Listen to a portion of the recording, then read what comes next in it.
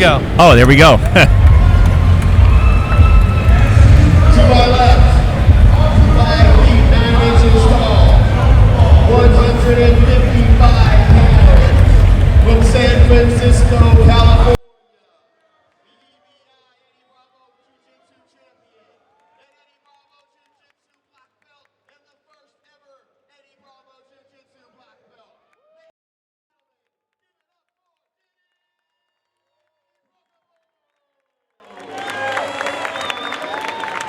And his opponent, 5 feet 8 inches tall, weighing in at 155 pounds, from New York City. Gracie Jiu-jitsu black belt. Ladies and gentlemen, give it up for Eddie Cummings.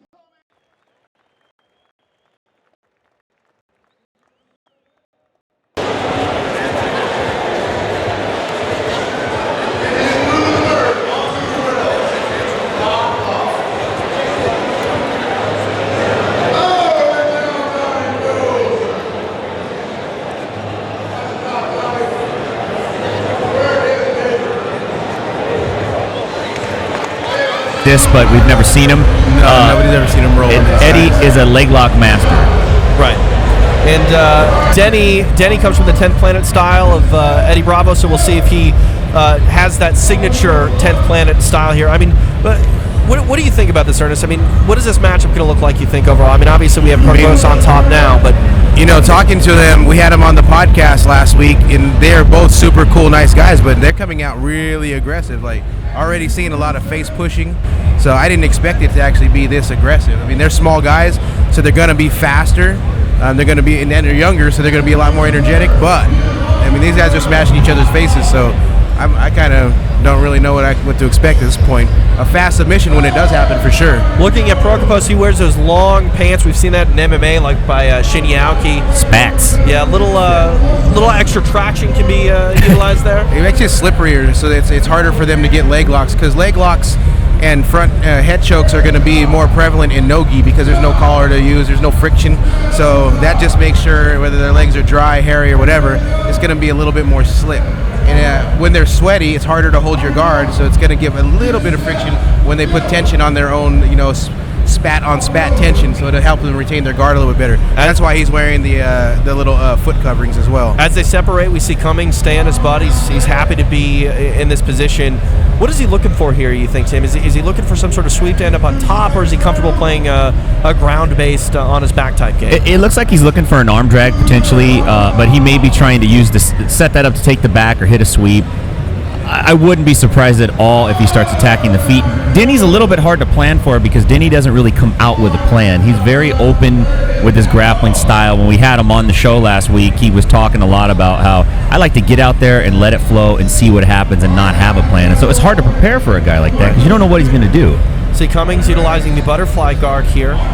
Prokopos trying to pass to the left-hand side. Eddie's right. Still very much a stalemate here. The early on, portions of this match. Again, a no time limit, no points type match. So you really want to get kind of acquainted with who you're grappling, and a lot of that can just be figured out when you tie up for the first time. If there's a strength advantage, you'll figure that out. And nice. Now we see full guard. This is like, I see Danaher has a lot of tricks from the closed guard, especially with the no-gi. So he has some pretty cool spine locks. Spine locks are allowed, just not cervical locks, you know. So kind of be cool to see some of that. Kind of be cool to see if they've studied the 10 planet system and use it against them, you know. I would say that's probably what they have done. Gary Tonin was really versed in the 10th planet setups and positions and techniques. Oh yeah. Use lockdown a lot. The reality is that the 10th planet style of jiu-jitsu for no-gi jiu-jitsu really is starting to become the dominant style and techniques. And people might argue and say whatever, but from what I'm seeing, that's what I see. Do you feel that style is more beneficial when you have a tournament set up like this with no rules or no time limit and no points? I mean, I think it's beneficial. Yeah, I think it is, because Eddie's system doesn't really play for the advantage or play for the points. And it's not that, he invented all of these techniques, but it's the sequencing of them. It's the way they're put. It's the angles and the openings and the setups that make it unique. And it does lend itself to this type of format. See, Prokopos, I think he's flirting with a guillotine here. Not able to secure the position, though. Yeah. Very nice little sequence of action, though. He put Eddie Cummings in a little bit of trouble there. Yeah, this format does favor the 10th planet system because there'll be times just to get a submission you have to give up position a little bit. So in IBJJF, you would be giving up quite a bit of points. And in a time limit, you got 6 to 10 minutes. You've got to make up that deficit or you lose.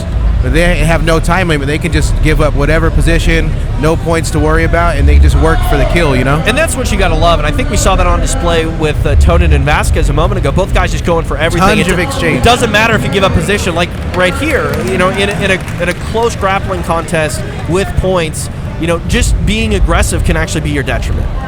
Oh, absolutely. It's a very different way to train for this kind of competition as well. To me, it feels freeing. I feel more pressure to prepare for something with a time limit and points on the line. When it's no gi, like I almost feel like I could come in here drunk and do the match because I don't care as long as I don't get tapped. It's all good. That might be entertaining to watch, by the way. Yeah, you might see it actually. You might have seen it. There we go. Let's get this man a shot. Yeah. I'm TJ DeSantis along with Tim Freeman and Ernesto Miller hanging out here. Matt's side of the Gracie U.S. Nationals, our co-main event, which is going on last between Eddie Cummings and Denny Prokopos. Prokopos is a hard name to say. Yeah, it is. I think it was the hardest thing I had to prep for. Yeah, we went through a lot of versions of it over the last couple of days trying to practice it, not to embarrass the guy, or ourselves. And then the name that we messed up was Denny. Someone called him Danny. Danny. Yeah, Denny Prokopos. It'll happen. A nice little scene here set for our co-main event of the evening. Everyone kind of gathered around here at the LA Fitness Expo. It's nice to see this grappling take a really predominant stage here. Nice, at the LA aggressive nice little front choke attempt there by Cummings. He takes the back. Beautiful transition. Very nice. One hook in. So aggressive. So angry. But as I was saying, it's nice. There's more than just the community watching this match. There's a lot of people that are here, taking in the festivities of the expo and coming across world-class jiu-jitsu on display.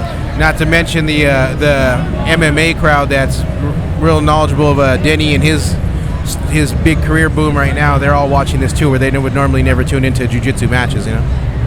Denny might be in a little bit of trouble here. It looks like Cummings has got a body lock on him. This body lock here can really suck the life out of you. Especially, he's able to hold on to it for as long as he wants to as well. No round bell is going to save him. No stalling call. Just linger. Do you think the beard helps him defend chokes, Tim? As a man with the prevalent beard? It does, because it makes the person, when they're putting their hand in, it makes them a little hesitant, just slightly hesitant, right? You don't want to get razor burn on the back of your hand. Right. Yeah. It's just enough where you feel it and you're like, oh, that's not right. And then you're like, oh, yeah, I got to choke this guy. And then by that time, he's out. Let's talk about the basics of this hand fighting here. Obviously, trying to wrap up the neck is Cummings. What is Prokopos doing here, Tim, to make sure that he's not able to slip it under the chin? Well, you can see how he's kind of putting his hands almost in like the prayer position, but right up under his chin, and he's trying to use that to keep Cummings from slipping his arms in and getting a nice tight elbow right underneath his chin. So he's doing a nice job. There's a lot of hand fighting. Eddie, obviously, he can hit the choke. He can hit arm locks from here. He can hit a triangle from that position. So there's multiple attacks. So far, it looks like he's just really sticking with that seatbelt grip and kind of using it to maintain control and using that body lock to suck the life out of Denny. Again, follow us on Twitter at TJ DeSantis, at InsideBJJ. You can find the podcast InsideBJJ.com. It's a very good podcast. It's amazing. iTunes, I assume? iTunes, Stitcher? Yeah. Stitcher. They have a cool little spin-off on their premium network, right? Yeah, or the Ernest Project. Yeah, I hear that guy's pretty funny. He's pretty good. A mistake that Denny may have made was he kept his hands in a prayer position to defend that choke because he was going after it so hard. He left his elbows flared out, and it allowed Cummings to get underneath his left arm. So now he's using that seatbelt control to just basically hold him there. And if I know Danaher's just really like cerebral way of approaching something like this, if it was me, I'd just be holding here and making this guy panic and use all of his energy and get out of breath and just take that time for me to just relax, hold position, and wear him down. There's no time limit, you know. You know, this too is a tough position for Prokopos to stand in or sit in, because I mean he's crushing down on the diaphragm with that body triangle. There's some pain involved on the spine. I mean, this is not a pleasant position to sit in for prolonged periods of time. It's not, and he did a nice job. You see when he tried to shift his weight to his right side, Eddie let go of the body lock, because that's the proper thing to do. You want to be down on that lock. You don't want to have the lock up on top, and then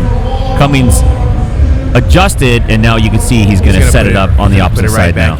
You know, this right here is so constricting on the abdomen. In high school wrestling, collegiate wrestling, this is illegal because it's really easy to break a rib here. Jiu-jitsu guys so far haven't been using it to do that. It's just really, really taxing. It's hard for your abdomen to rise and fall, you know, the way you want it to. So it's just throwing off of your cardio rhythm, you know. You know, I know some people that train MMA that their gym has actually outlawed the body triangle when they're sparring and stuff, because it's just kind of a D move. You know what I mean? It's just because with the MMA guys, sometimes they're a little bit they tend to be enhanced and a little bit overly aggressive. What are you saying? I can see those guys being slightly less skilled than these two gentlemen here, and just throwing that on out of frustration and squeezing it and popping a rib. So I would probably outlaw it if that. And Denny's getting over the leg here. He may be able to sneak out. Let's see, he did. Nice Very job. nice. And you hear the crowd pop appreciating this jiu-jitsu clinic. It was here the by beard. both these men. That's really what no-gi, submission only, no time limit grappling That was about. a 10th that right planet there. beard escape. Nicely educated crowd here gathering in the LA Convention Center watching this. Our super fight, Denny Prokopos on top of Eddie Cummings. Cummings has been playing that butterfly guard most of the match here. There was a couple times where he really had it in tight, and he had like a body lock with his hands around Denny. If you ever see any of Donaher's tutorials on YouTube, when they do come out there, he shows a lot of stuff from butterfly guard. Now, if you're Eddie Cummings, do you feel discouraged? I mean, you had the back of Prokopos for more than a couple minutes. You weren't able to sink anything in. Does that get discouraging? I mean, does that play a factor at all as the match progresses? I mean, it doesn't look like it is right now. It could be, but Eddie doesn't look like he's phased. He actually doesn't look like he's worked very hard. Denny looks like he's worked very hard just to survive. Attempt for that guillotine again. He rolls out. It could Cummings be kind of pressure him there. What really bums me out is a lack of takedown game here. There's no attempt to have a takedown war. There's no gi, so you don't have to worry about a lot of judo stuff, but they're just sitting right down on the floor. I think it's because there's no points, and they feel like, hey, what's the point in getting a takedown if there's no points? Yeah, Cummings has no interest in trying to stand here. He doesn't seem to want to make this a wrestling match whatsoever. And maybe that's confidence that he was able to take the back. I mean, if they do stand up, maybe he secures a takedown and gets dominant position, but he seems to be pretty comfortable working for an advantageous position, from the butt scoot. Yeah, no, absolutely. He's very comfortable with it. He doesn't really look like he's worried about having his guard passed either. Isolating the right arm of Prokopos. It's a nice... That's an interesting attack there. Very nice, and he may try to shoot a triangle off that. And that's the thing that you have to be cognizant of as well, is these guys can go for anything from nearly any position. With something that looks sort of non-substantial can be the death nail to your opponent. Oh, yeah. Yeah, at this high level, like one mistake will just lead to a unfortunate chain of events that'll be your demise, And that's why I think Eddie he's not sweating losing any kind of position. He so far has been the one on the attack and in the better position the whole time. And Denny's arm is a little bit in trouble there. And possibly going for an armbar? I would definitely say right now Eddie is doing a majority of the dictating of the pace of the match, the attacks. Denny has been more on the defensive here. Now, how does Denny sort of break that chain of events? Because I mean, it's kind of rinse or repeat here. He enters the game of Cummings. Cummings goes for something. Denny has to get out of there and sort of regroup. Well, I mean, you saw Denny's had a couple nice attacks with the chokes that Eddie had to kind of spin out of there. They weren't real lengthy attacks, just in the transition. He may be able to try to hit something off of that, but yeah, you're right. It's been very rinse and repeat. We just saw it again where he goes in, Eddie attacks, and Denny backs away or escapes. Eventually, Denny's going to get tired and Eddie's going to catch him, or Denny's going to pull something out somewhere. We may see Denny try to attack a leg. Oh, I hate the interlocked fingers game. Eddie tried to initiate that. Denny was having none of it. Yeah, you want to play Mercy instead? Yeah, you want to play Mercy? How about Thumb Wars? That should be the tiebreaker at the end. If they just bow out of exhaustion, they should just go Rochambeau 2 out of 3. I always thought eating contest was a better way. Just bring a plate of hot dogs out. Whoever can finish the most in a minute wins the match. Let's talk about that for a moment. If you are preparing for a contest, no time limit, what is that pre-fight meal? Is it carbs? Is it? I mean, you don't want to eat something too heavy because it honestly could sit in your stomach and hurt you. But you need to have energy. Yeah, your best bet is to wake up early and eat, and then if you need to, go ahead and take a nap again. Because you don't want to. For me, I wouldn't want to eat 4 hours before my match. If I did, I'd have something like a protein shake and just water. And there comes a leg attack, and now Eddie's on top, but we haven't seen that yet today. And he promptly sat back to the bottom and went for the leg. Back to a 50-50 position.